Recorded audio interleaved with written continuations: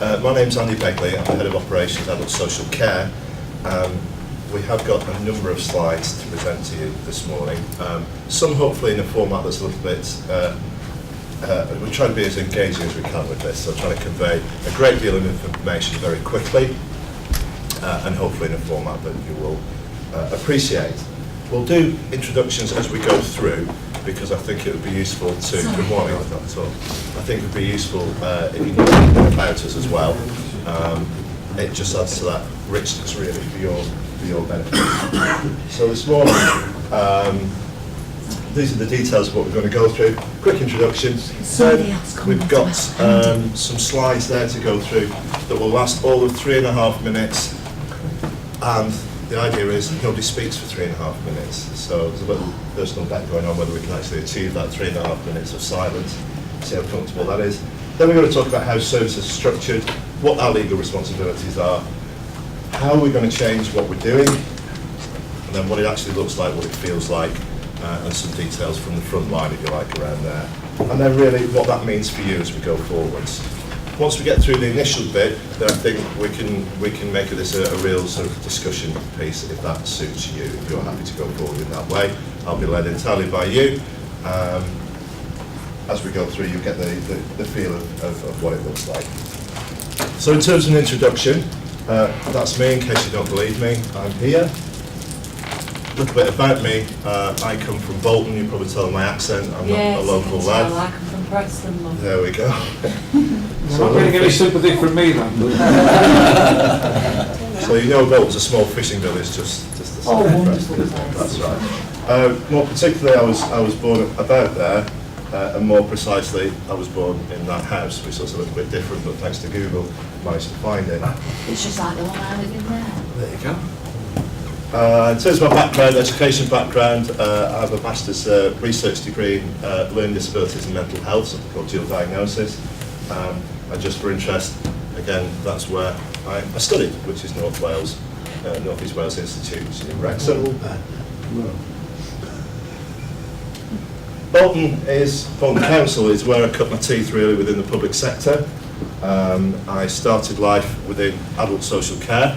I've worked, I think, at nearly every position within adult social care. Started off as care assistant and worked the way right through the system to be head of service across both provider and commissioner services. From there, I moved into chief exec's department and led on transformation work across councils and did a lot of work for AGMA at the time there. And then from there went into children's services and sat within children's DMT, as was then, and had an area there around education and support services into education. So starting off in Bolton, moving away from Bolton, the past 3 years I've spent in the private sector, but working back in the public sector for a number of different authorities. Just some examples there of some of the authorities that I've worked in over the past 3 years. Predominantly my work was around behaviour change, organisational behaviour change. It was around shifting behaviour of individuals. It was under the umbrella of transformation, but it focused mainly on demand management and how we look in different ways, look at demand, different ways of meeting demand, alternative ways of meeting demand. So from there, I ended up in this beautiful place, particularly in this pretty little village, and strangely enough, in a village where Father Christmas arrives by helicopter, which I thought was an interesting point. So that's about me. I'd just like to give you a bit of background, a bit of flavour, so you know my education history, you know a little bit about my employment history, and you know really where I'm coming from in terms of addressing some of the very big issues that we have within adult social care at the moment. The next 3.5 minutes, this slideshow runs on its own. So I would ask you just to have a look at the slides, and just to take the information in, and then in 3.5 minutes time, we'll start again. Is that okay for you?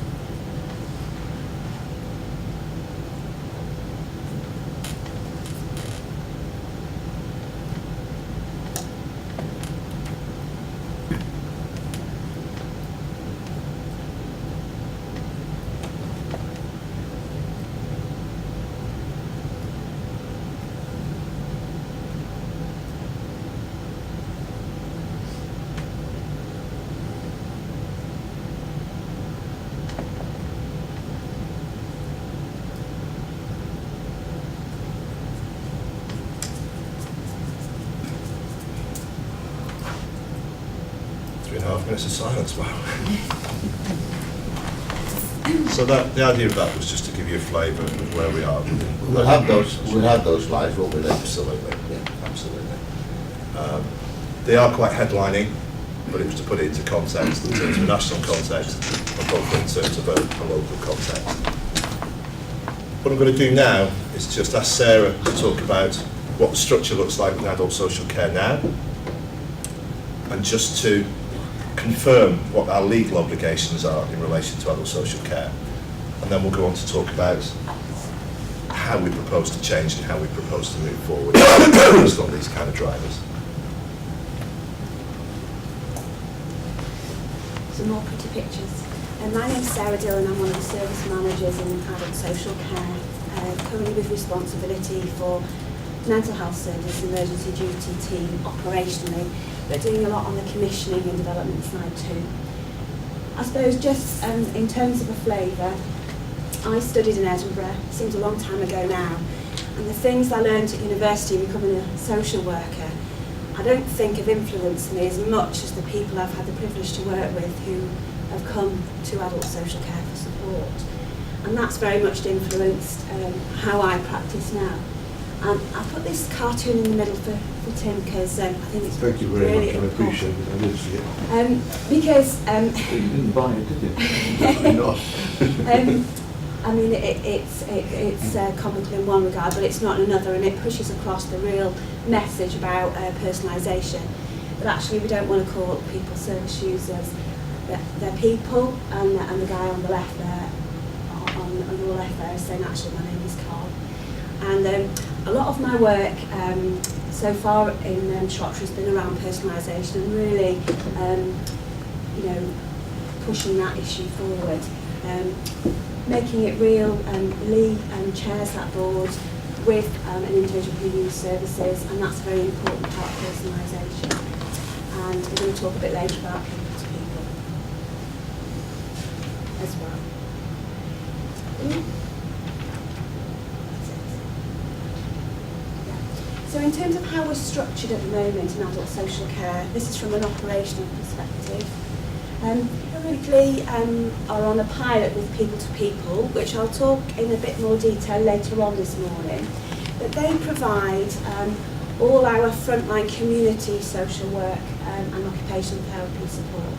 And we're divided from the 1st of April into north, south and central areas. So that covers people, older people, people with disabilities, whether learning or physical disabilities. Then underneath that you'll see that we've got 5 integrated community mental health teams, and they're integrated with South Staffs and Shropshire NHS Foundation Trust.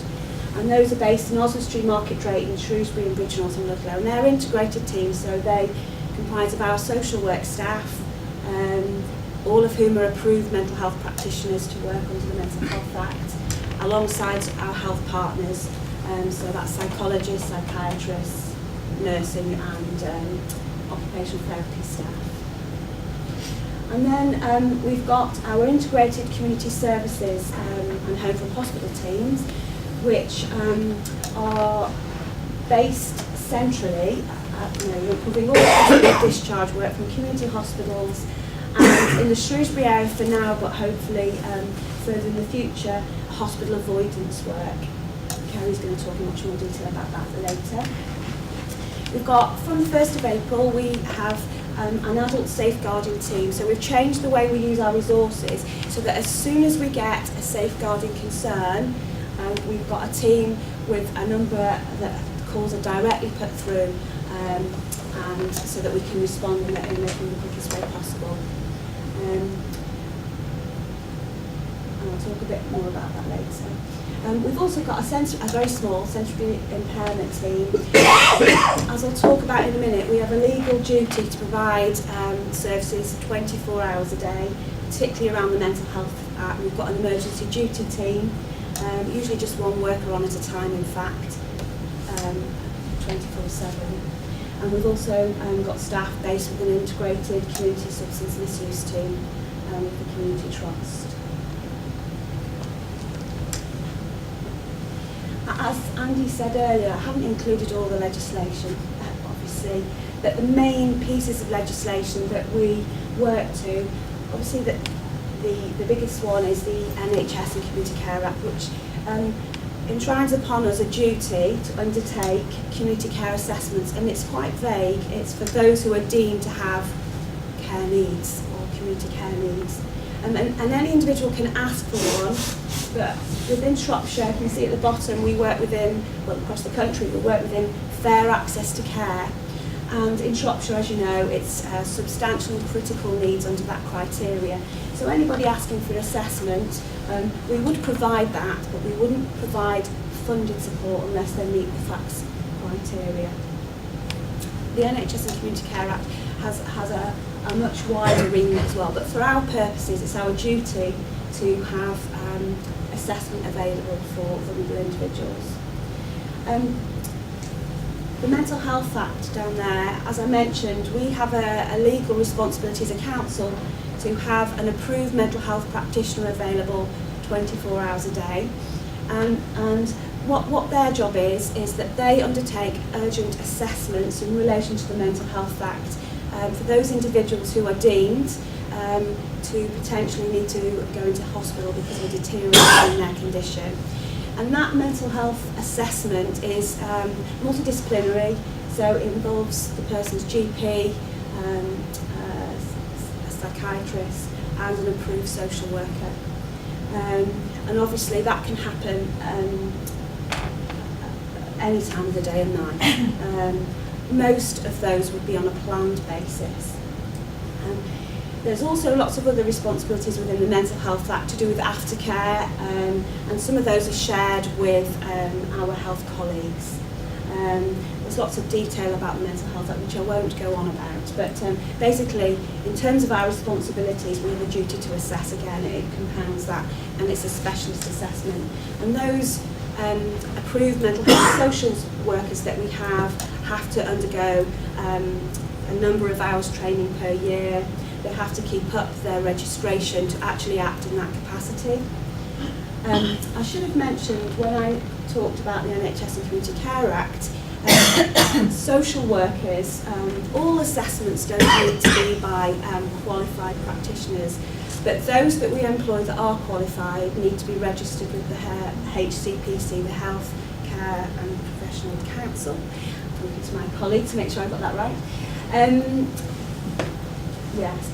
And then we've got responsibilities under the Carers Recognition Act, and that, in a nutshell, is our duty to offer an assessment. Now we know and we can anticipate that through the care bill, we're going to that requirement is going to be extended with all likelihood.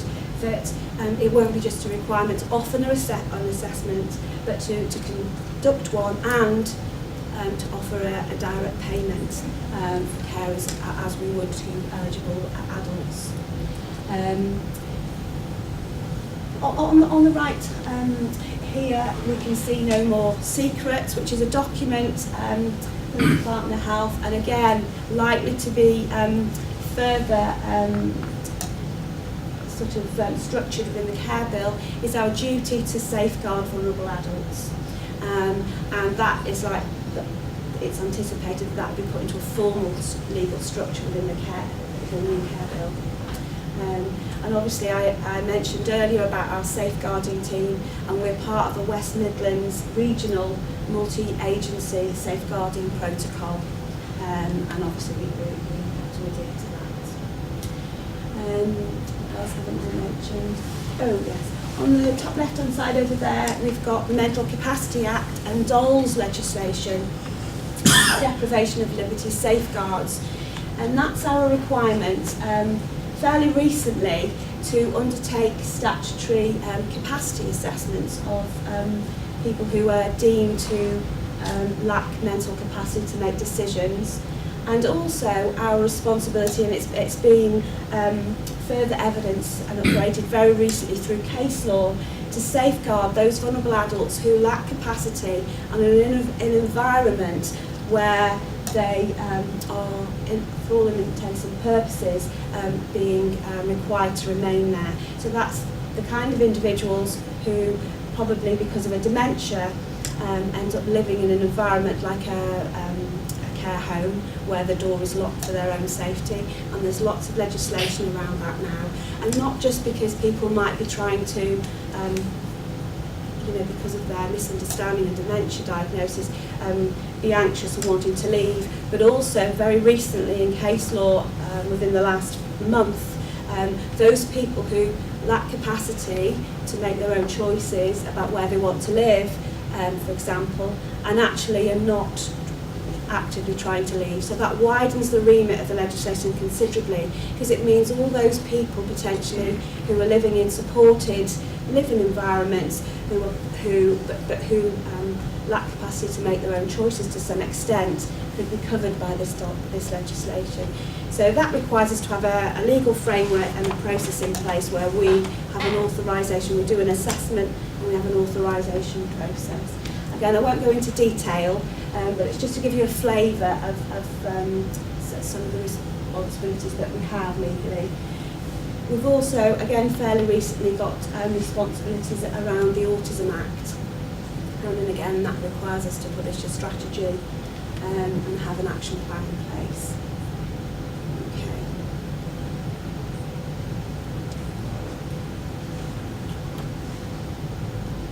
Oh. So I'll pass back to you now. There we are. Thank you. Yes, Sarah. I'm aware this is a briefing, but if you want to ask questions or you're interested in any part of something that you've seen, please do. I'm a bit confused about the integrated mental health team. I understood that we commissioned all that out to the Staffordshire Mental Health Trust. How do we get involved in that?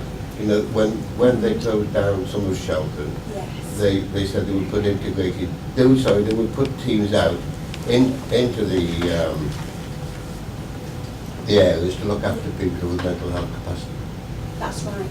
We've had our staff, our social care staff, working in those teams for several years.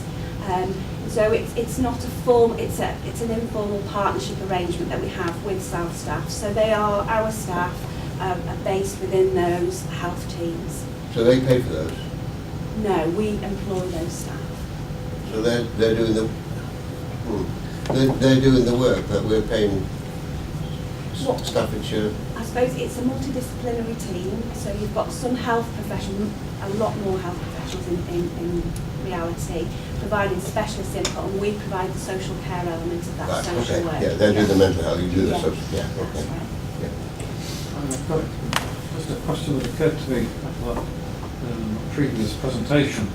When we're talking about mental health, there is a gradation potentially. I mean, people, unless they've had a serious stroke, don't suddenly wake up one day and they're 100% dementia. So how do we actually deal with this gradual decline, where people may be completely compos mentis 3 days of the week, slightly confused on 1 day of the week, and very much more confused, shall we say, on 3 days of the week. Yes. Sarah, do you And John Hurst is volunteering himself as an example of that. Well, I put it down to old age and working with Shropshire councillors. But getting back to the mental health, I'm a member of the South Shropshire Trust, and I get leaflets and Yes. booklets explaining the service and what have we. Yeah. Now, I'm surprised other members haven't really accepted that offer some years ago when we started that mental health work. It seems that it's been bypassed. Going back to your earlier point around, and it's a very reasonable point around sort of fluctuating capacity, so people whose mental health goes up and down throughout their week or different parts of their life. I think when we're in a position where we have to undertake an assessment of that capacity or ability to make decisions, it's issue specific. So it might be that we determine that Mrs. Brown can make decisions about how she spends her day, who she, but actually anything to do with managing the money or anything to do with major decisions about lifestyle changes, that we would deem that is beyond the person's ability. So it's I suppose how we manage it is we break it down into bite-sized parts, and obviously the legislation requires us to take the least restrictive alternative. So we would always look at somebody being able to make their own decisions as far as possible, and assisted decisions as well. So it's not an issue of you've got capacity or you haven't one day or the other. It's about specific issues in your life, and quite often we break that down into smaller decisions. And the other one, which arises from a conversation that I've had with somebody recently, is are there any figures in terms of the sort of net migration in and out of Shropshire? Because the person I was talking to, their mother is in Blackpool.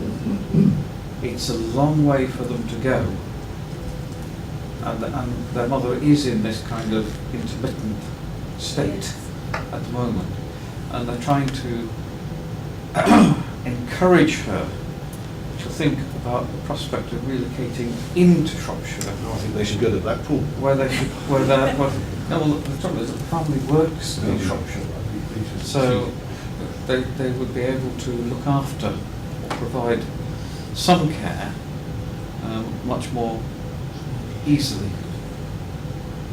I think the point about migration into the Kent is really important, and it's critical that we understand that in more detail going forwards, because that really is what will put the demand on our services, will increase that demand on our services. And we've got a number of things going for us, inverted commas, that attract people to the county. far more than other regions. So we need to be cognizant of that, and we need to build that into the whole system. Church Stretton model, isn't it? Yes. Where the average age in Church Stretton is somewhere around about 83. Yeah. I'm now the chairman of the Station Drive Surgery, so I'd like to get more involved. If you would send me some more information, please. Excellent. Thank you for that. I'm going to crack on. A few more slides now in terms of we have established the fact that we really do need to change the way we're providing services, or the way that we are structured in order to meet ever-increasing demand. So the next few slides are going to talk about the way we're going to do that with the adult services. So again, these are the clear areas that we need to focus on. Right at the top there is better outcomes for people. Actually, when we talk about driving efficiencies, when we talk about changing services, when we talk about transformation, the money seems to filter to the top for obvious reasons, but actually better outcomes for individuals isn't contrary to that, sits alongside that. You can deliver better outcomes for less money, actually, and we'll talk more and more about that as the morning goes on. What this does, what this whole transformation piece is predicated on, however, is that fundamental change in relationship between the customer, inverted commas, and the council. And there is a lot to understand around that. What we need to consider is how expectations have been raised amongst individuals from birth.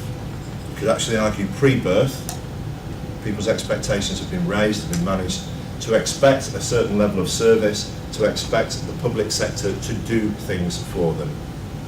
And we need to start to shift that relationship. We need to start to change that. So there's lots of ways of doing that. And actually, what you end up with is a far better, more bespoke support system around individuals. We say that as an authority, we're moving from a provider organisation to that of a commissioner. But in order to do that, we need to have a very clear understanding of what it is we need to commission. And in order to do that, we need to have a very clear understanding of what demand that we're trying to meet. So we really need to understand that demand, whether that's the one that you talked about now in terms of migration into the area, whether it's around the fact that people are healthier and are living longer, perhaps the fact that children with disabilities are living considerably longer. All sorts of issues there that feed into the mix, really. But we need to understand how we're going to meet that demand. And also, it's not just us that are placed to meet that demand. We need to look elsewhere for that as well. The other element is what I mentioned earlier, and that is that the whole model of families living within the next street or the next couple of streets or the same town has completely gone. Yeah.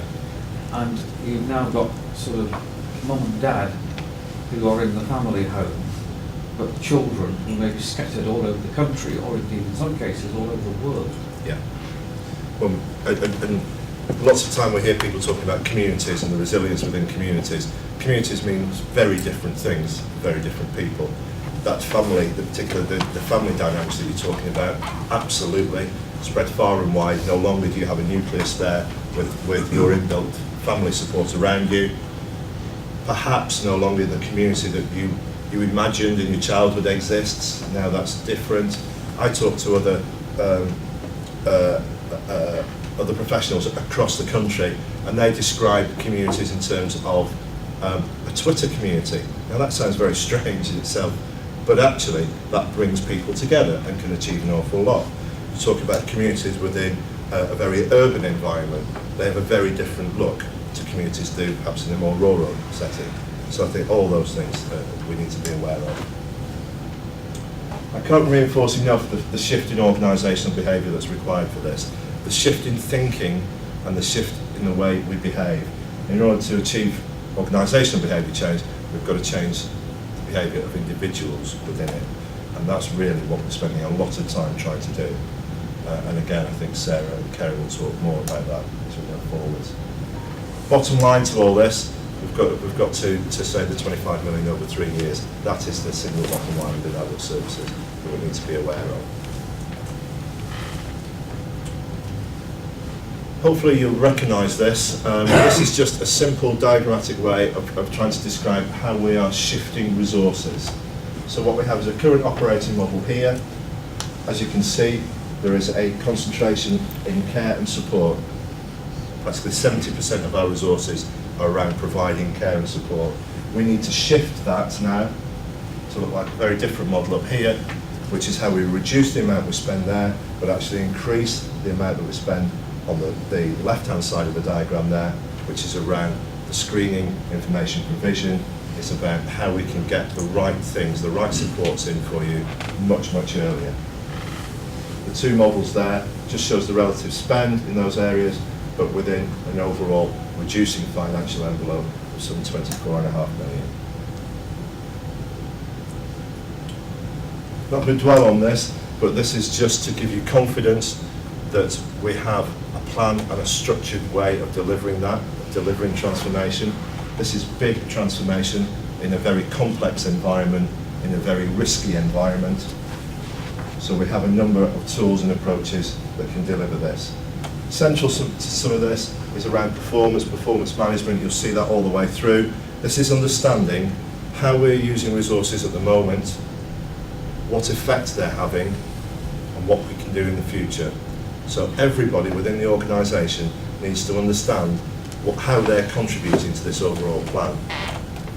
Sounds very, very wide, but very difficult to achieve, but actually it's quite simple.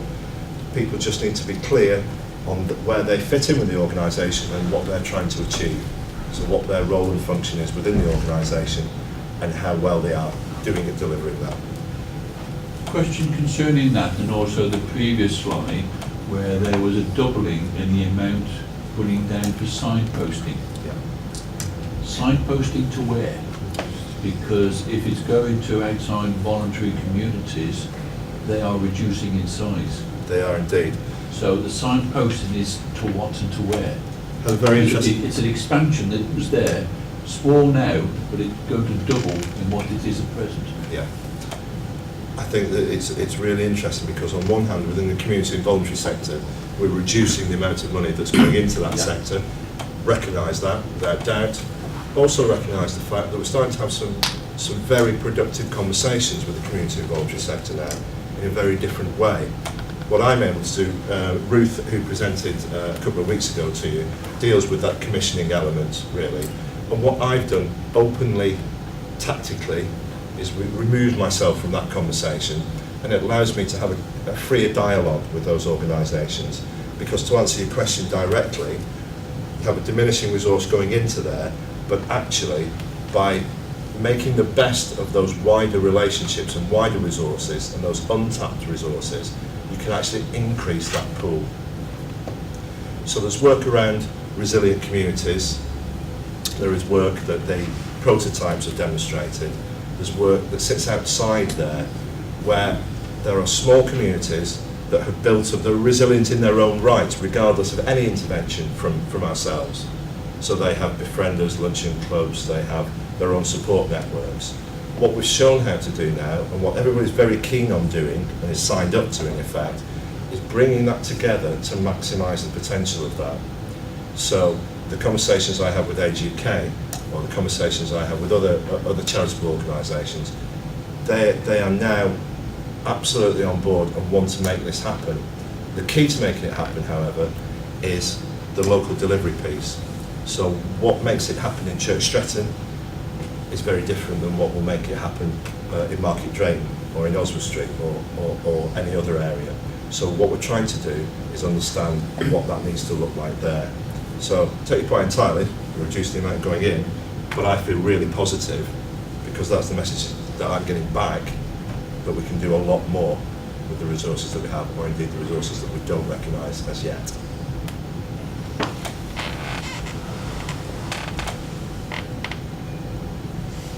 Is everybody okay with that slide before I move on?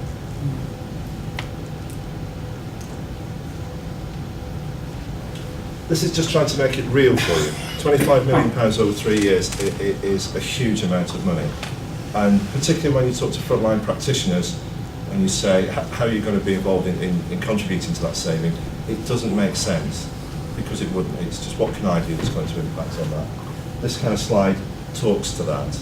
What this says is, if you can reduce somebody's care package by £20 a week, these are the sorts of savings that generates when you extrapolate them over a 12-month period, multiplied by the number of people. You can see very small change creates that. A £20 change is not difficult to achieve.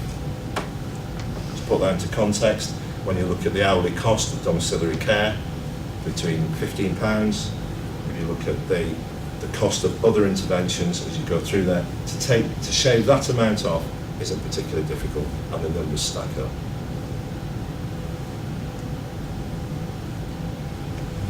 Don't want to blind you with numbers, and it looks a very complicated and horrible slide, but actually if you just break it down, it will show you how you can generate this level of saving fairly easily. I'm just going to let you have a look at that for a couple of minutes, because there's a lot of information in there.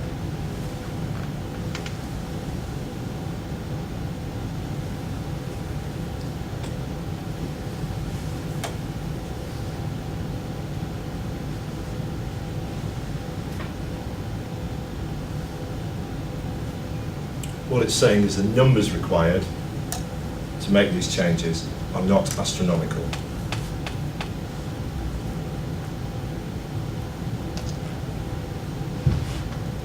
The key part of this that we need to move away from is that kind of default position that says, actually, everybody goes into residential care at the end. That's kind of appears to be the default position. We've really got to change that around, because there are much better alternatives to that. To quote a certain Mr. Chandler, who aspires to go into residential care. It's not really something people want to do, but it seems to be the default position. Okay, just Kirsten, there's one other element in all of this.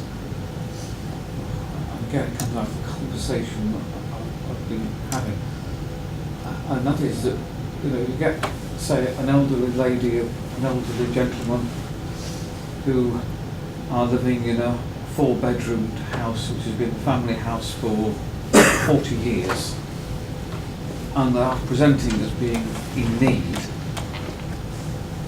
And I suppose the question that is so difficult to ask is, well, firstly, do you think that living in a 4-bedroomed house with your issues is entirely, I'm trying not to be sort of harsh, but you know, in terms of, don't you think that if you actually downsized to a sort of a 1-bedroom or 2-bedroom bungalow, then you are immediately relieved of a lot of the issues in the house maintenance and the garden and being able to get up and down stairs and requirement for a shower.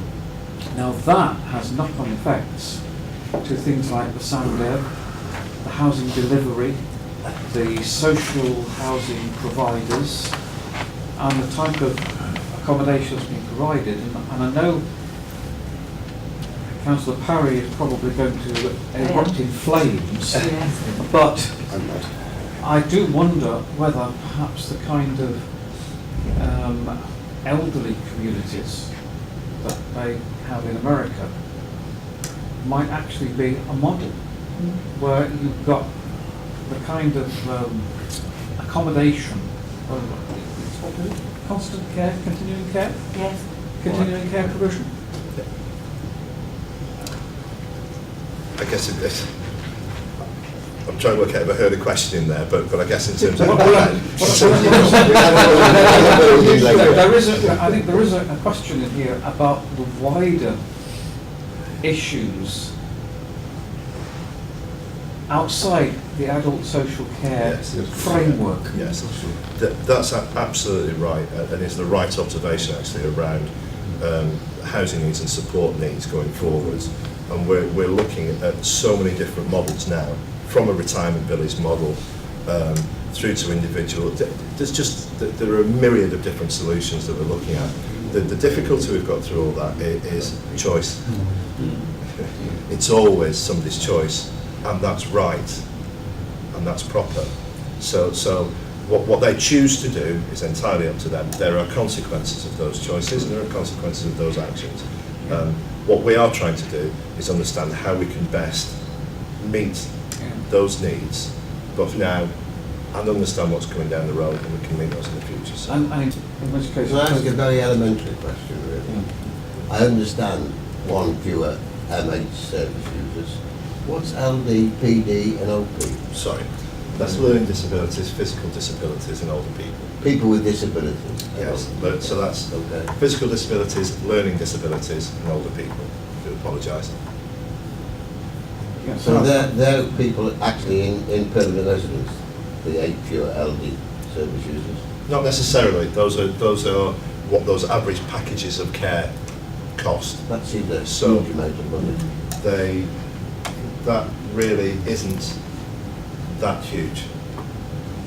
When you look at packages of care for somebody with complex needs, might run into well over £100,000 a year for a single person. Well, Can I just say, having dealings with all the time, because I'm the chairman of the Access Group in Ludlow, I'm having members now coming to me, they're 59, that age, being told that their package is being stopped completely. One gentleman has been deaf all his life, can't hear a thing, he's got it implanted in his head, keeps going up. He's just been told he cannot have any more money. Stopped it. It's like, you know, I know it can go back and do it, but it's not very nice. It's really, really upset about well, it. it's not, and it's also illegal in terms of if you don't do it through reassessment. Yeah. Because once you assess somebody and that they have a set of needs and you're meeting those needs, without reassessing that individual, because they might have improved, they might be able to support themselves much better going down the line, Yeah. but you need to reassess them for that. So we're having those conversations all the time, and Yeah. people should be reassessed on a constant basis. Right. Some of those care packages will reduce and some will increase. So coming back to my question, what are we doing to feed in some of this strategic thinking to the housing services and the housing associations, So I'm so having, that they can build that into their strategic planning for the future? yeah, I'm having direct conversations with chief execs of housing associations as we speak. Well, not as we speak. No, quite as we speak. That would be very... It was, Good. let me suggest either side of as we speak, because I was working out this morning before I came here, I do apologise. I was looking there because I've just put together a paper actually that demonstrates a different model of housing support, where actually it's around private investment into individual properties as another alternative. So we're working on lots of different models at the moment. I mean, it's not just elderly people, it's young people who they should be putting in. They are living like that, and they're living on people's settees. Why don't we put 4 or 5 young people in one house and share? Now, Okay, so this talks about, in broad terms, how we get from here to there, how we're going to make those improvements. Again, there's some key areas here: performance dashboards. That's managing performance in a very different way than we've done before. It is around how we influence behaviour change, how we motivate that change. And that behaviour change, that change in conversations that you'll hear a little bit more about later on, is so critical to this, and it requires everybody to be on board with that. Everybody to be on board with that, and it's not easy to achieve, but nonetheless it is achievable. Is there anything- What's the balanced scorecard? Thank you, Lee. The balanced scorecard is a way of achieving that behaviour change. You'll realise that all our staff receive supervision every 4 to 6 weeks. They have a one-to-one with a direct line manager, and what the balanced scorecard does is a way of structuring that in relation to performance, to their individual performance. Essentially, it's just 4 quarters on a sheet that looks at different areas of their work. And the idea is that you meet with that member of staff one week and say, what we're trying to do now is move from A to B, and then the following time you meet with them, you say, how far have you travelled from A to B? How far have you got there? If you have, great. If you're struggling, why? And let's understand what the barriers are, let's understand what the issues are, and we'll resolve them. So therefore we can move the whole organisation on a lot faster. that's the principle behind that. Thank you for that.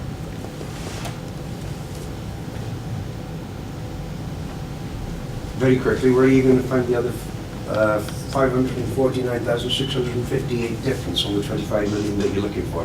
I like calculations of things. You had the two prices on the top there, the difference. I did. And you're still over $500,000 short to get 25 million. I did, because I think the total, in all honesty, 25 million is just casually rolls off the tongue for me, 25 million, but you're right, it's a specific. I was paying attention. Yeah. Good top marks, thank you. Fair. I suppose what Andy's been talking about is major transformation really within adult social care, and we're well on with that journey. I'm going to talk just very briefly now about the things that have happened already, and then we've had a new service start from the 1st of April, which I'll go into much more detail, and hopefully you'll be able to see the very big change in emphasis of the service. So what we've done to start with is we've had to rationalise the resources we have and use them more efficiently.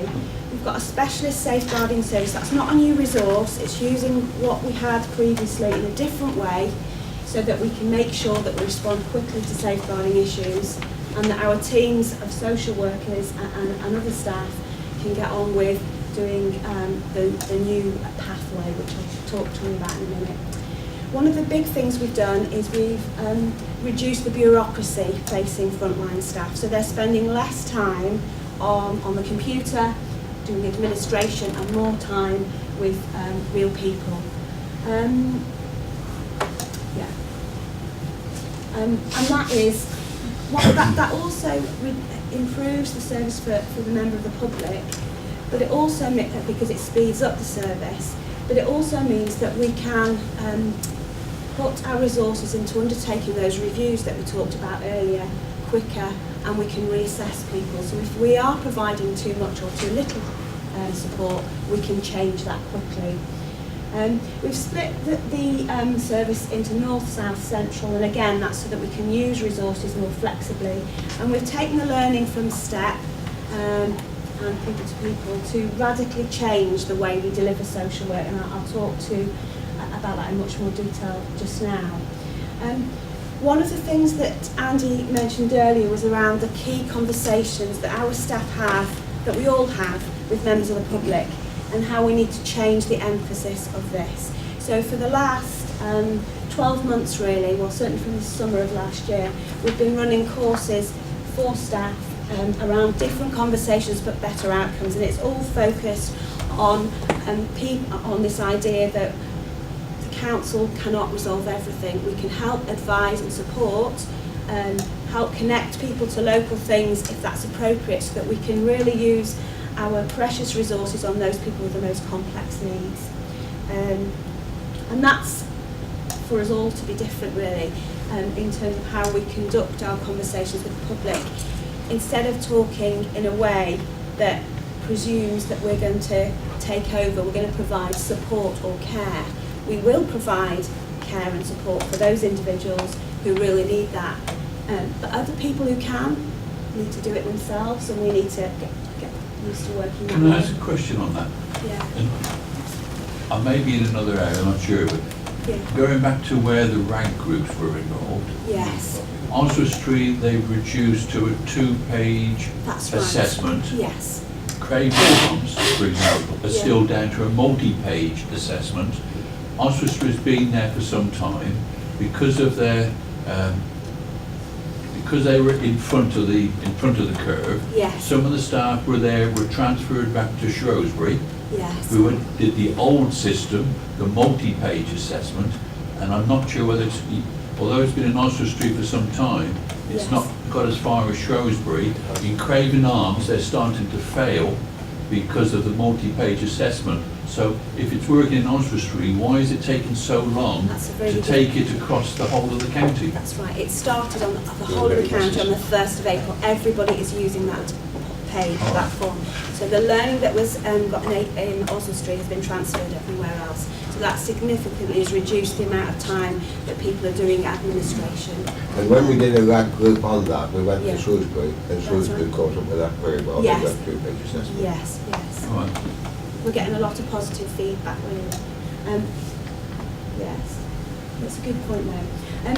So in terms of the new operating model, it's based on a number of different principles. So it's about reducing dependence on paid support and enable people to be as independent as they can be. So at every level, whenever we're meeting with the public, we're not taking things on for people where we don't need to do that. We're encouraging and supporting and enabling people to do things themselves where they can, and obviously where they can't, like the complex areas that we were talking about earlier, we would obviously take over there.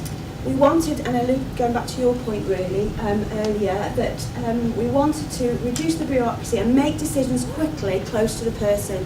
So we're not taking a long time to make decisions about whether somebody is going to have funded support or not, or how much. We're hopefully doing it much quicker. Andy mentioned earlier about those key partnerships within local communities being critical, so that we are not just relying on those people to do things that we have previously done, but we're using their good bits really, and we're helping them develop more so that we can work alongside them, and we're encouraging local people to support each other and the word, resilient communities. One of the things that we wanted the new service to be founded on is the idea that it doesn't have to be the same in Bridgnorth as it is in Oswestry, because Bridgnorth and Oswestry are completely different places. That local teams, can be flexible relating to what local people need, and that local people need to have a say in that as well. You're also cutting back on the buildings that people are using. You're saying about not using the computers. Yeah. Well, that some of them haven't got a desk anymore. My daughter works with blind people and she tells me we have been told we do not have desks anymore. We have to move around all the time now. And the way she found was that when she was going to talk to people, they were asking, 3 of them were asking the same questions.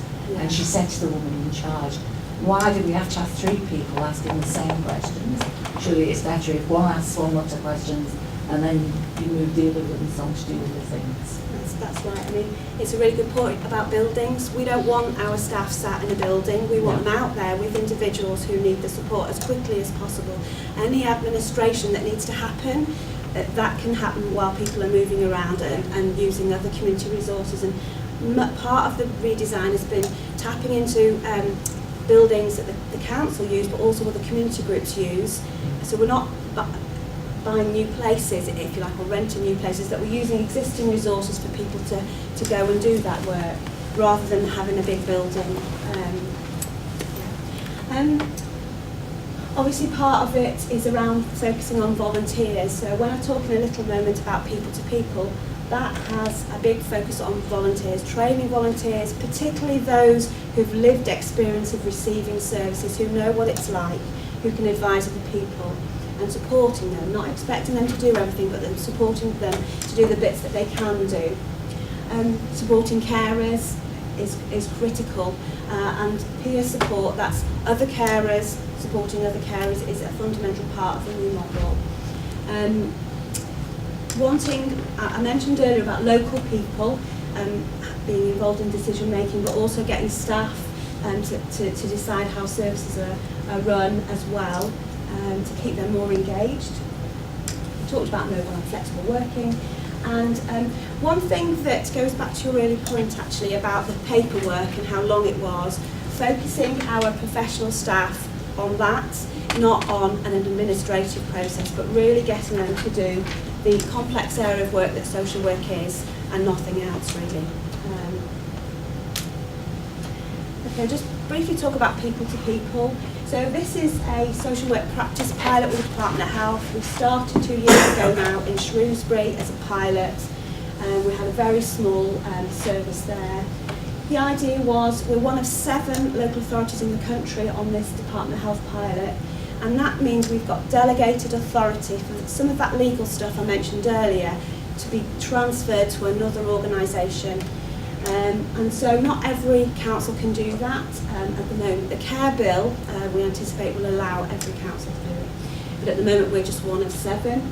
And part of doing that was to test different ways of delivering social work, to involve people in local communities and staff, and again about this bureaucracy, cutting the bureaucracy and allowing frontline staff to do much more. Part of the premise of People to People is using volunteers and people who've got lived experience of receiving support, so that it's more personalised and actually is not too heavy-handed. We're not getting social work professionals involved where actually people can find their own answers. I mean, often in their own lives we do that quite naturally, but somehow when we get to, you know, our expectation is that the council or a paid service can solve everything. Now, we do need to get involved for those more complicated situations, but not everyone. And actually, if it was me, and many people have said this, that they would prefer to have advice from somebody who's actually got some experience of that particular issue, who's not learnt about it in a book. After we started the pilot in Shrewsbury, we then extended it to the south of the county, and recently on the 1st of April to the whole of the county. People to People is a community interest company. It's got a board, and the board consists of people who use services, staff and other interested parties. It's not for profit, and it's got people from, it's got directors on the board who've used services, who are members of staff and who have experience in business and wider community engagement. You can see there we had Francis Maud up the other way.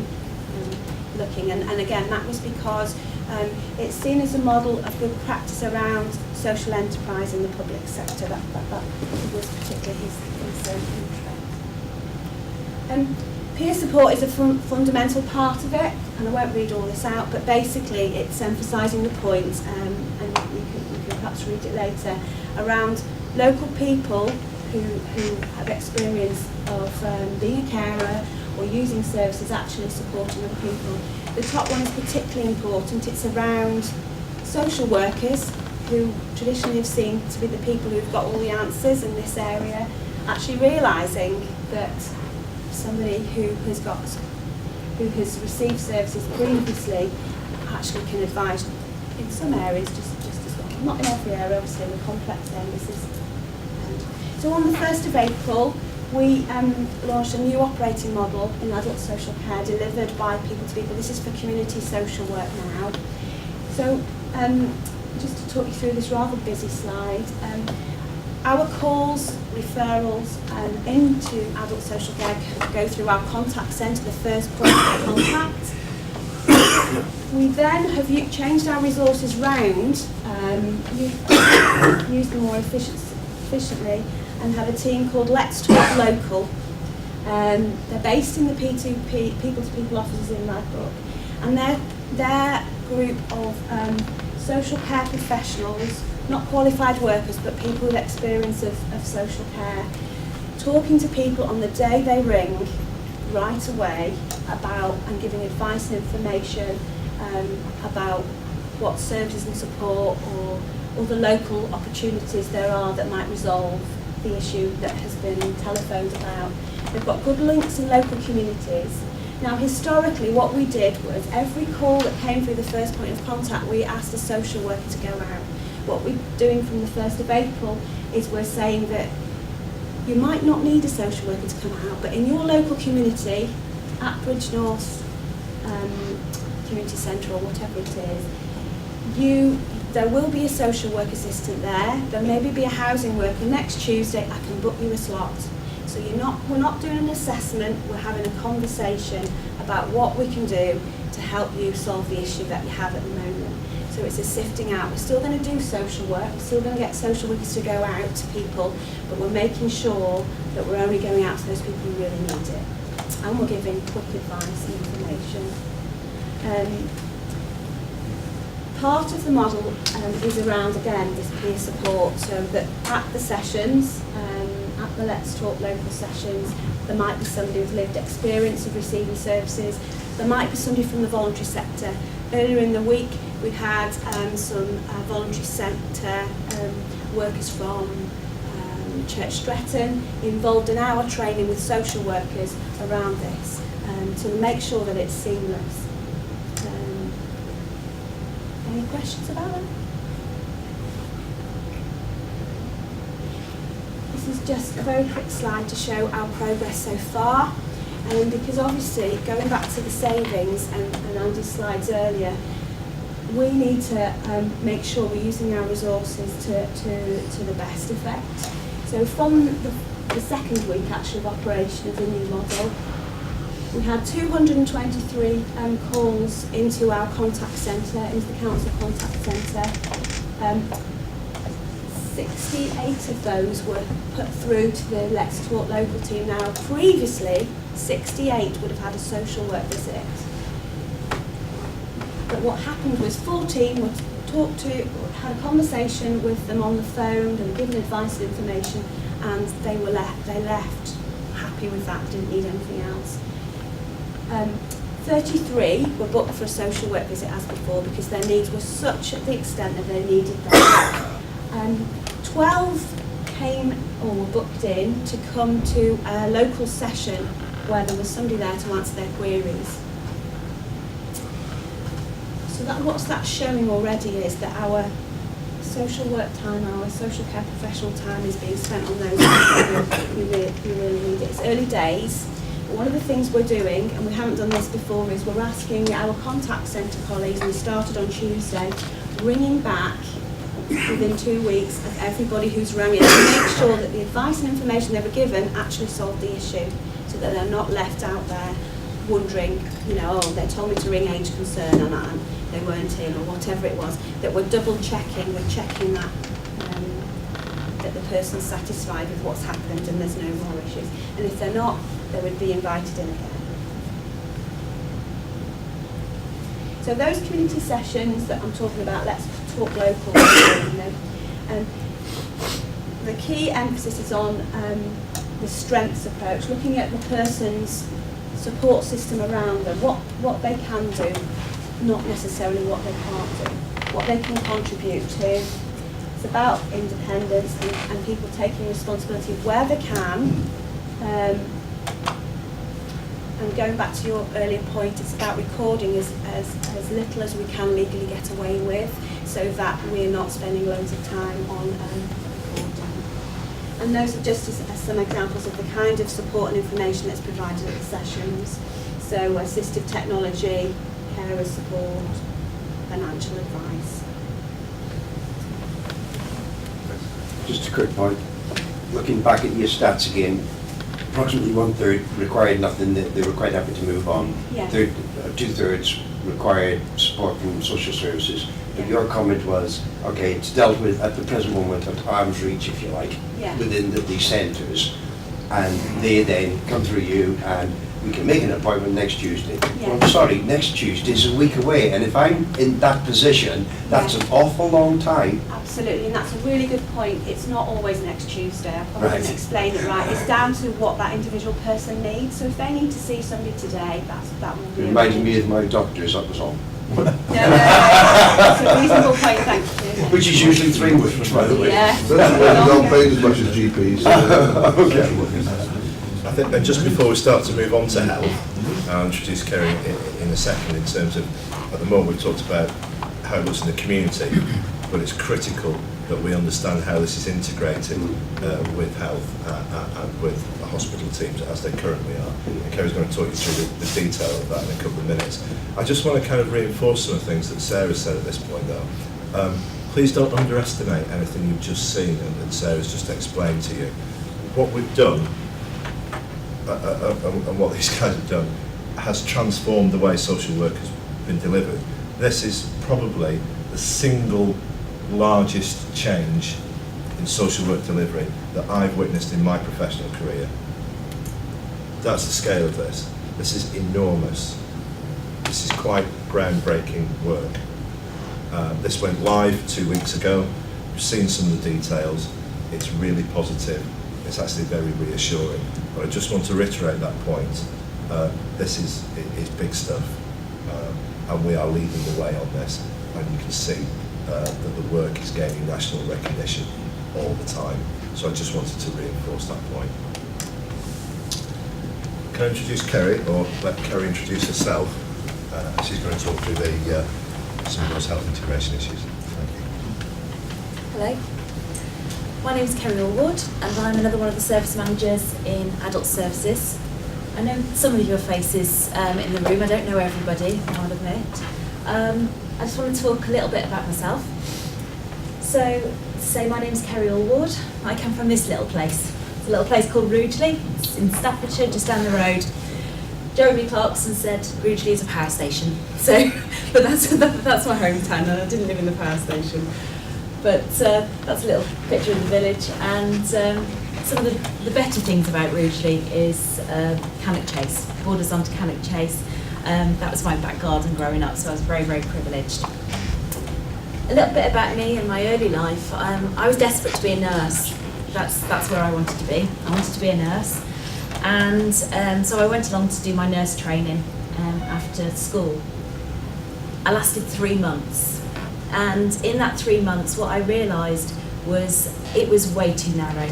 The field was way too narrow. They were looking at that bit of the arm or that bit of the leg, and they weren't looking at that whole person.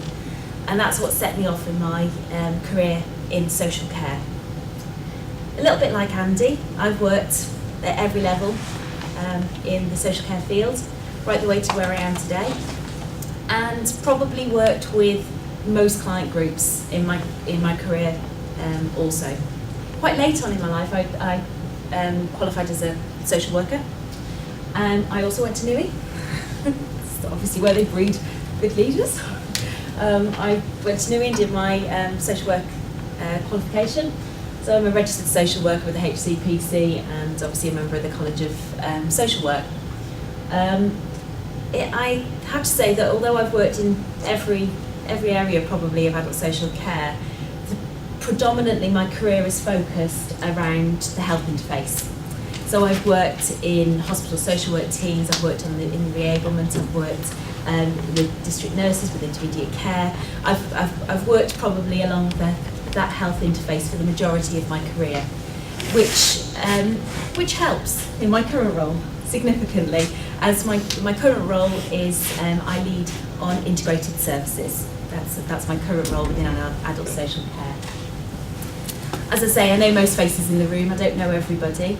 But if you see me in the corridor and you don't want to talk to me about health and you don't want to talk to me about my career in social work, I do like a glass of wine. I've got a good family that I like to spend time with, and I love Formula One. So if you want to talk to me about anything else, that's what you can talk to me about. So a busy slide, but I'm going to talk you through this. So this is my service area. This is integrated community services. You'll see that this is a structure between April and October. This is a really dynamic area. It's one of the areas that is one of our priority transformation areas in adult services, along with the fantastic work that's been happening in community.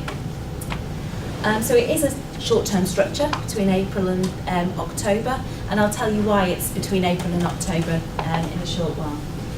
So the function of this service area is intermediate care operational delivery, integrated community services program development, and looking at integration opportunities for development. And that's not just integration opportunities across the health and social care interface, it's around looking for integration opportunities across the broad spectrum of services.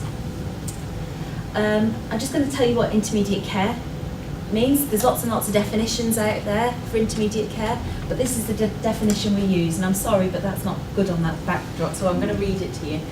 It's integrated multidisciplinary services to promote faster recovery from acute exacerbation of a long-term condition or a rapid deterioration in health and well-being, to prevent an unnecessary acute hospital admission and premature admission to long-term residential care, or to support timely discharge from hospital to maximise independent living.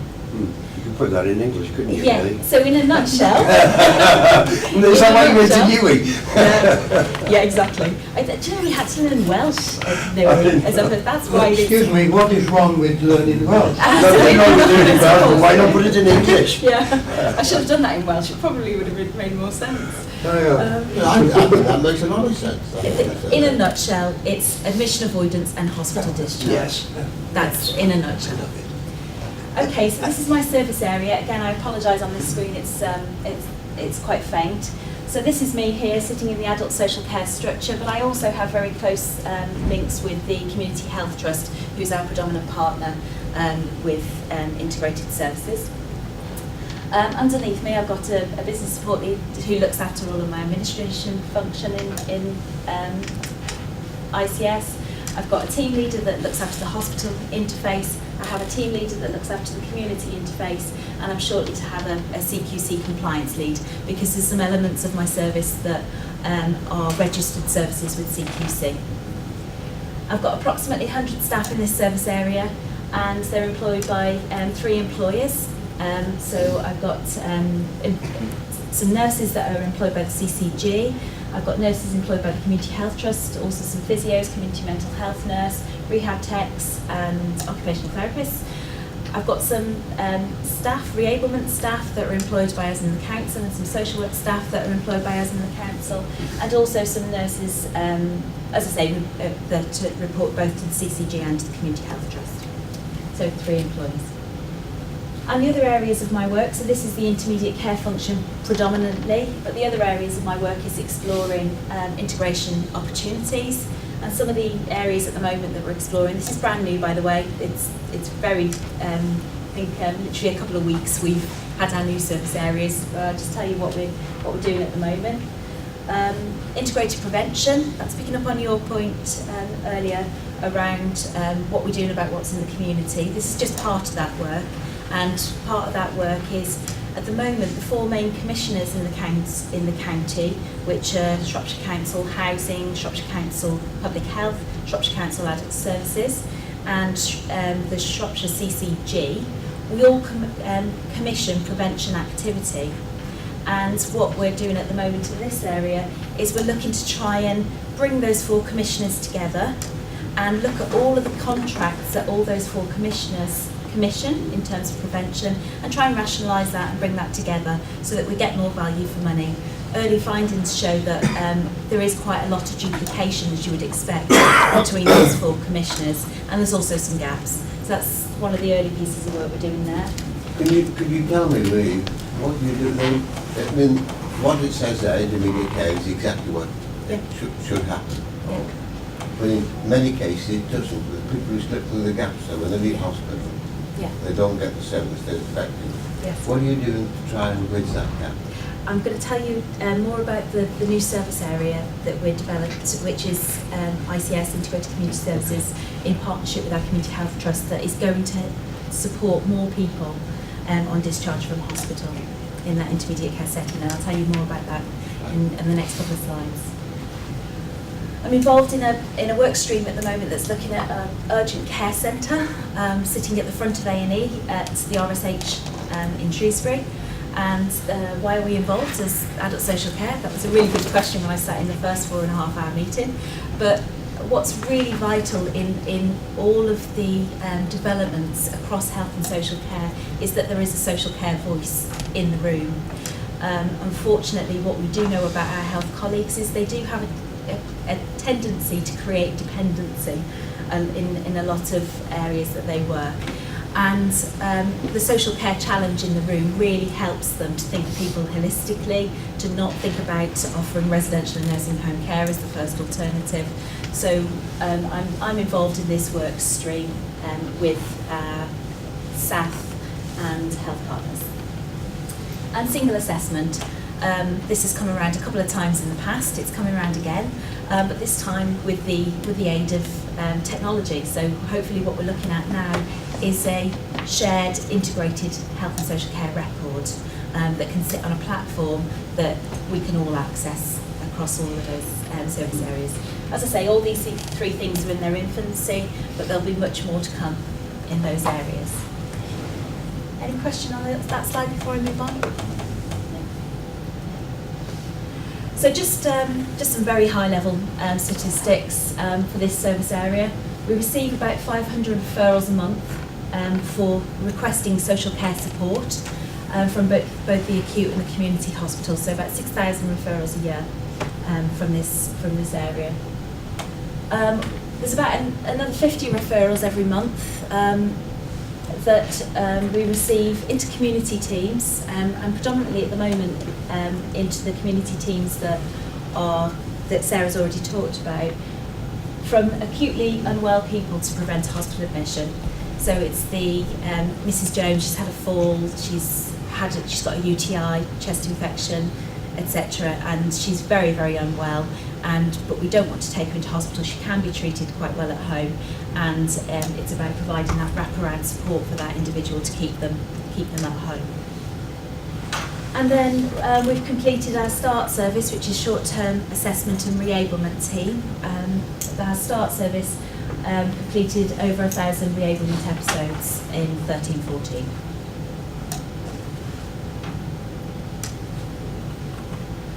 Just highlighting some of the significant achievements. Again, I apologise for the very faint lines on here, but in terms of delayed transfers of care, I'm sure you've all heard of delayed transfers of care. They get a lot of press, but in Shropshire we've done had huge achievements in this area. So in 2010-11, at any given day, there would be approximately 54 people delayed in hospitals across the county, attributable to adult social care. As you can see, we had a really good drive on that in 11-12, and we brought that right down to 13 people every day. As you can see, it's steadily come down every year since. Whereas, and in terms of, this is how we're measured in adult social care per 100,000 population, we're now achieving the national target on this in this area, and we're well ahead of our regional partners, and we're up there with our national equivalents. So we're achieving really good figures here now. In terms of the improvement over the last year, as you can see, as I say, we're bringing the number of people delayed on any given day right down. The other thing that we're measured on is the number of days delayed. So how many days did those people contribute to the economy, to the health delays? And in 12-13, there was just over 4,000 days delayed attributable to adult social care in hospitals across the county. In 13-14, we brought that right down to just over 2,000 days delayed. So Kerry, is that the hospital's figure, or is that Shropshire Council's responsibility figure? Because just Shropshire Council attributable. People may not know that a lot of the figures the hospital starts meeting about actually in Wales. Sorry, John. Can I just say, I went to a task and finish group at Ludlow last week, and the girl was telling me that they have more problems with them taking them back to Powys, and 21 days already been sat. And she literally had to say, if you don't get this woman moved today, what she was going to do, they had to find somewhere to go. They're in a catch-22 situation in health with regards to Welsh residents. Yeah. They invite the Welsh residents to come and use the services in England because they get a tariff, they get income from those residents coming here. So they encourage it. They actively encourage Welsh residents to come to England to receive their treatment. Unfortunately, the impact of that is those complex people, they don't have the mechanism to then pull them back to Wales. Yeah. So it's Just quite uptight about it. But those figures you've given her, that is what the people delayed due to your services. Yeah. I mean, if you went to South now and asked the chief executive, he'd tell you that at any one moment at the present time, there's over 14 people in that hospital who shouldn't be there. That's a And that's just the surgeons. Yeah, that's a daily challenge, my personal daily challenge. They created about 6 months ago something called a fit to transfer list, which isn't a nationally recognised delayed transfer of care. What it is they are people that have finished their acute episode. The consultant has come around and said you're medically fit for discharge, but they are waiting for something. Now that might be adult social care. In fact, 9 of them, it will be adult social care, but it might also be things like equipment. They're waiting for actually a rehab setting. They're waiting for medication. They could be waiting for a long list of reasons. And as I say, that's the 40 that he talks about. So there's 40 people on a daily basis that are waiting for something. But those 40 people aren't all Shropshire either. They're Shropshire, Telford, Wrekin, Powys. That's from all commissioners in the acute trust.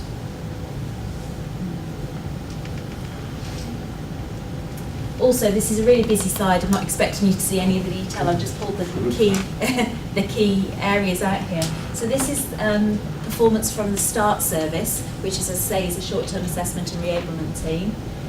So the numbers of reablement episodes have increased. We've managed to deliver almost double the number of reablement episodes from 11-12 to 13-14. So and that's within in fact, a reduced envelope, budgetary envelope. We've taken costs out of it and we've managed to double the number of reablement episodes. At the same time, we've managed to increase the outcomes, the positive outcomes for people that receive that service. So the percentage who required no ongoing support at the end of a period of reablement has increased from 40% in 11-12 to 58% in 13-14. And we've also, the overall reduction in care, so that first one was the people that require no ongoing support at the end of their period of reablement. Of those that have just a reduced level of care at the end of their reablement, we've increased that from 50 to 59% in that same period too. And finally, the length of stay in START historically has been 42 days. 11-12 it was 42 days. We've reduced that to 18 days in 13-14. What we're finding is that that is about the optimum level. So what next? So 3 areas I'm going to just talk to you about one in more detail. But explore integrated community services, I'm going to talk to you about in more detail. Explore opportunities for integration, I've talked to you a little bit about that, and obviously in this next period we're going to be exploring more and more opportunities for integration. And alignment with the Better Care Fund. So most of you will be aware of the introduction of the Better Care Fund this year, and that provides a mechanism to pool budgets with our health colleagues to support integrated activity. And we will align the activities that we have going on in this service area with the Better Care Fund in this next period.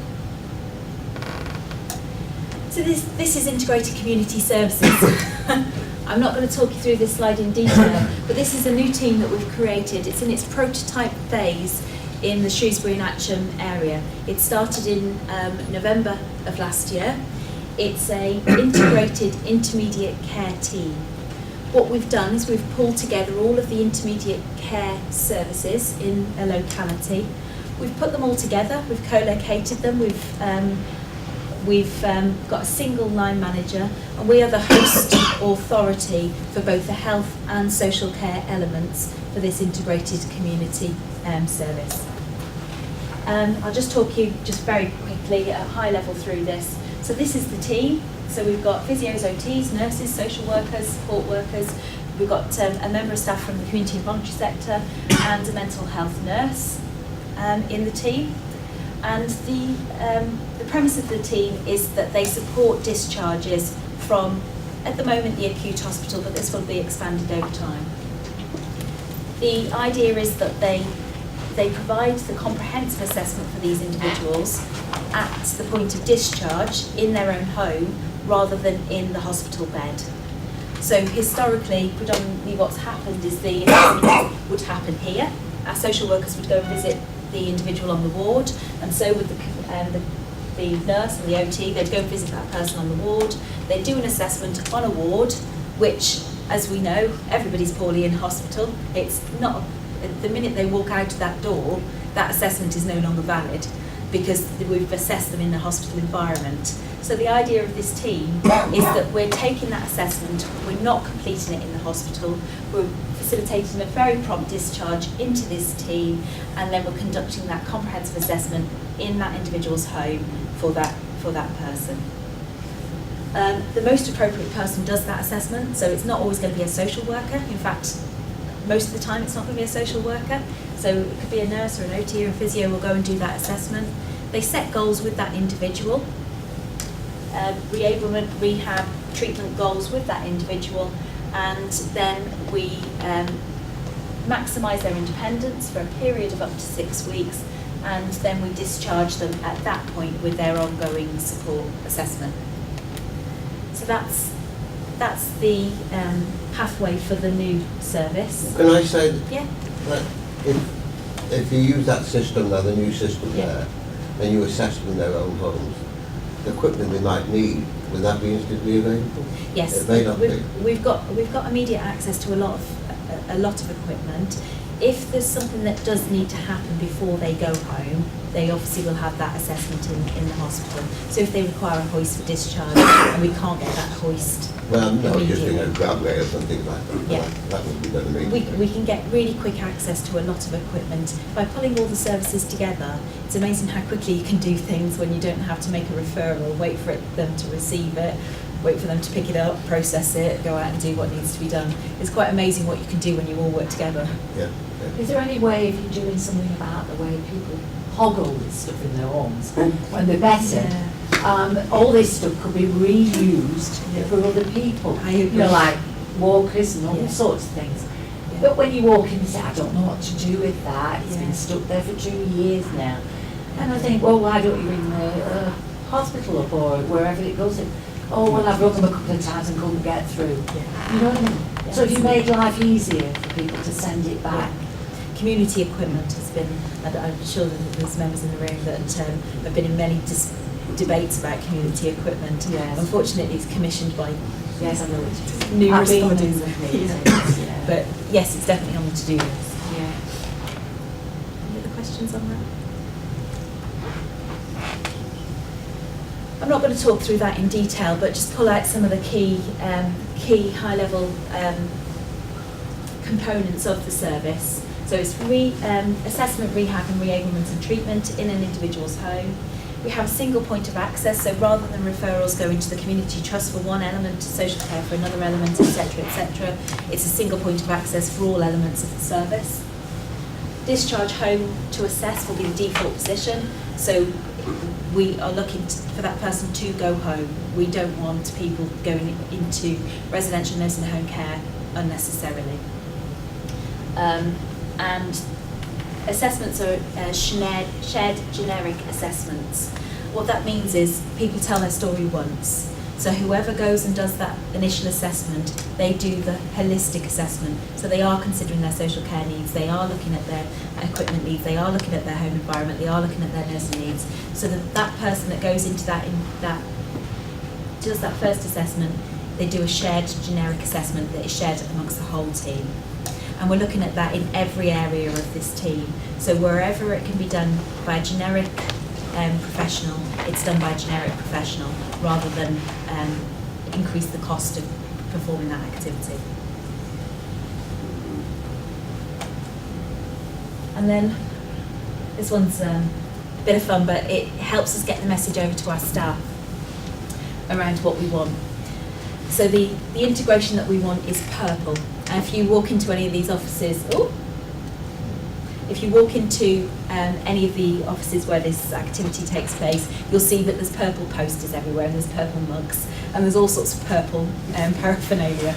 And the reason is we want people to understand that what we don't want is lots of teams in the past have put red and blue teams together, so health and social care teams together. They've put red and blue teams together and just asked them to pedal faster, do what they do ordinarily, but still do it just co-located together. What we want is we actually want a shared culture, we want shared generic assessments, we want shared processes. We don't want red and blue sitting next to each other doing red and blue activities, we want purple activities. And when you start using that language, it's amazing how frequently you use it. So you'll hear our staff talking, well, that's not very purple, is it?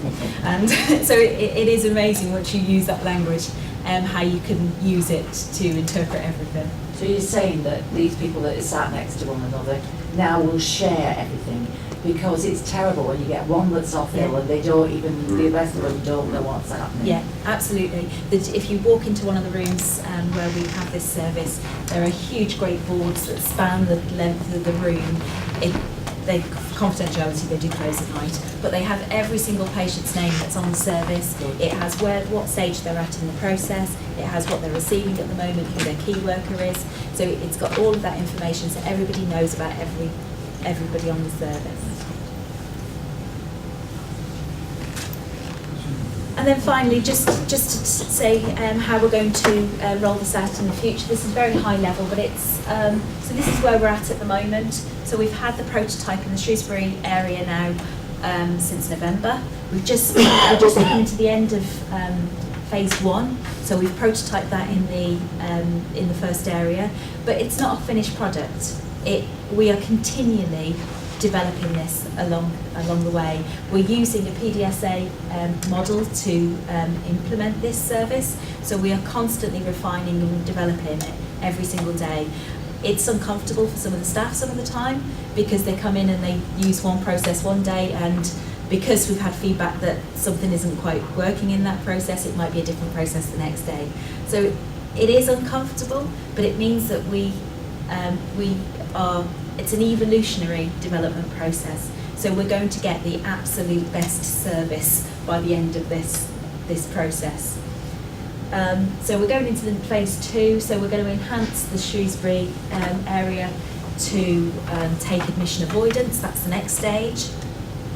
We're then going to look at going into the other localities, into the north and south localities. And then we're going to go through this continuous cycle, getting more and more purple, and we'll be at our optimum delivery by March 2016, where we will have a fully functioning admission avoidance hospital discharge service across the whole county at its most optimised level. Is that BDSA People's Dispensary for Sick Animals? Yes. Plan, do, study, act.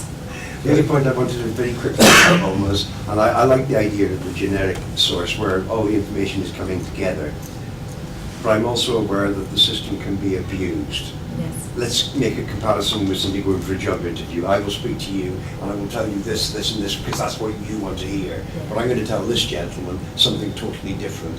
And there is the possibility of abuse within that system, isn't there? Absolutely. Although, in general, genetically it would help the majority. Absolutely. And there's also issues around confidentiality, etc. But the vast majority of people that we see, they're amazed that we don't know what the last professional. It's not that they don't want that; they just don't understand why we haven't shared that information for the vast majority. I think the other element to that surely is the software Yes. backup, and actually having systems that are fit for purpose, which actually allow the generic information to be inputted, but also create the necessary safeguards in terms of who actually sees what. I suppose the other element that's been zipping through my mind is that it's all very well to be talking about this wonderful, warm, cosy integration between health and social care, but when it comes to budgets, managers tend to be, well, I'm not paying for that out of my budget because I've got to make cuts, you pay for it out of your budget. So I just wonder how we are getting on with the integration of budgets as well. At the moment, in this prototype phase, all the budgets are completely aligned.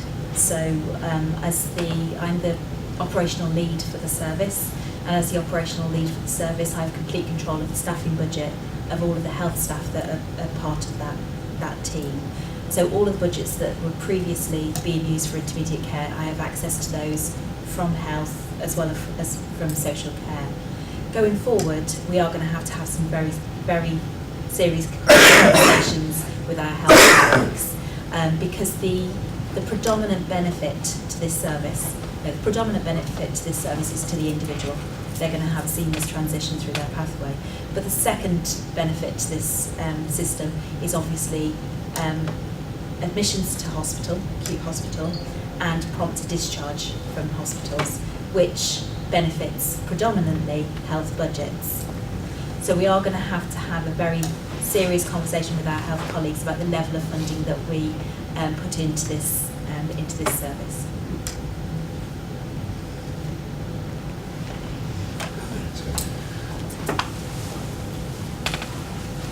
Thinking Kerry looks very red there for a purple person as well. I have got a purple suit, but it's dry cleaners. Okay, so I think we've done very well to get through this, or you've done very well to get through this. There's a lot of information there.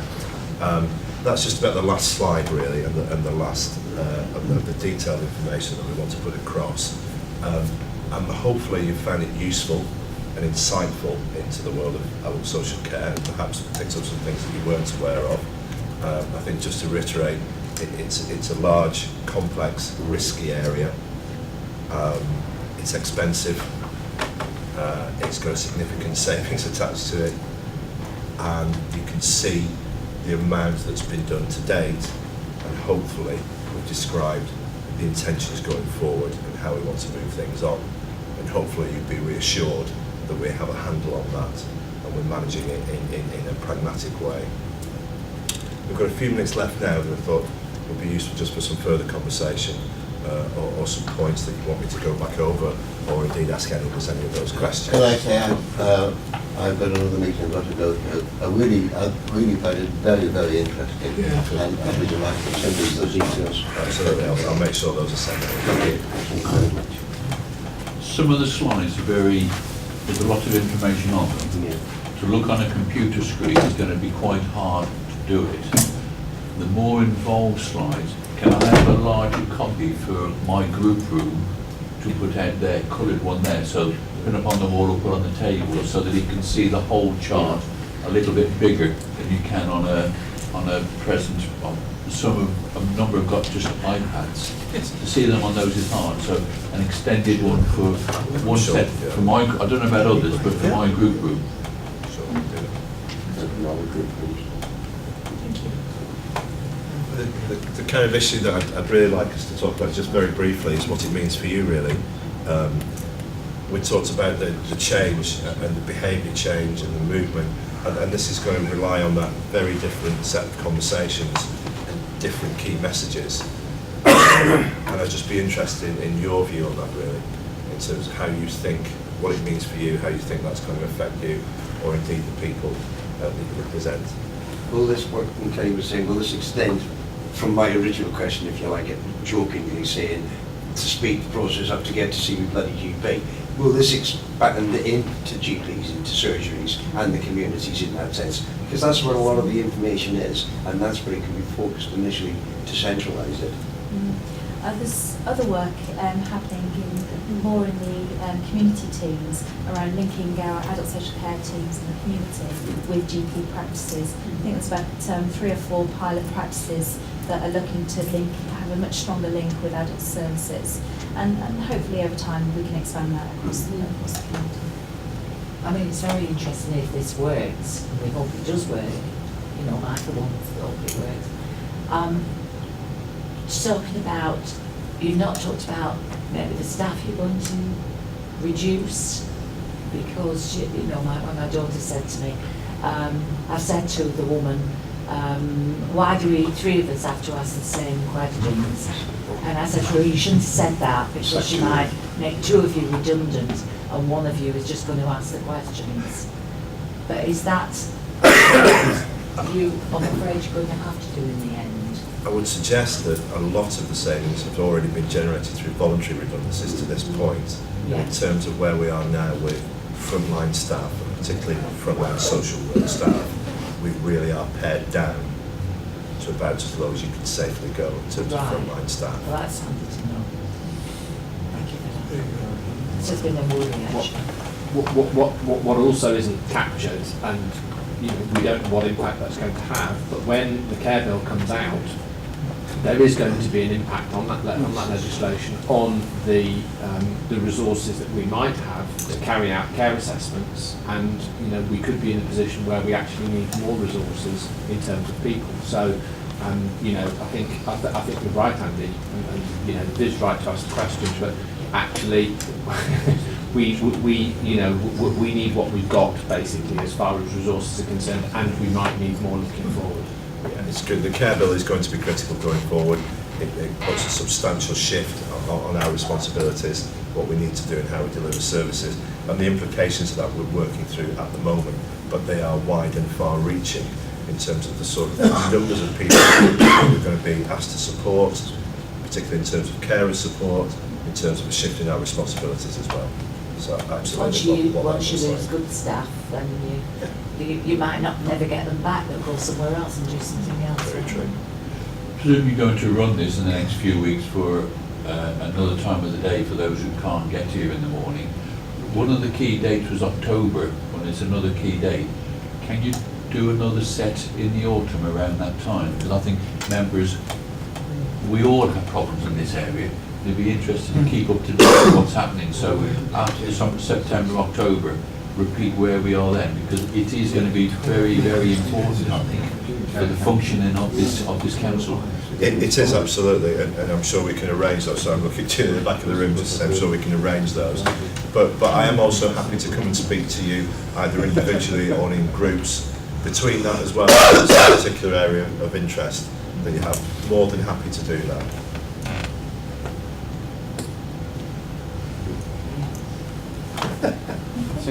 Thanks, Andy. David Turner apologised, he had to go earlier, but he did say that thank you very much, it's been extremely useful. Thank you very much for your attention for the past